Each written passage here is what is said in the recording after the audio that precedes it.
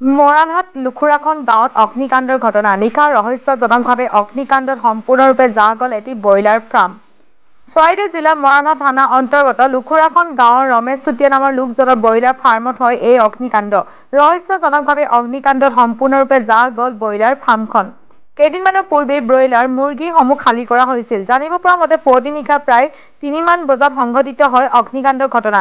ঘটনাৰ কাৰণ বৰ্তমানলৈকে জানিব পৰা হোৱা নাই।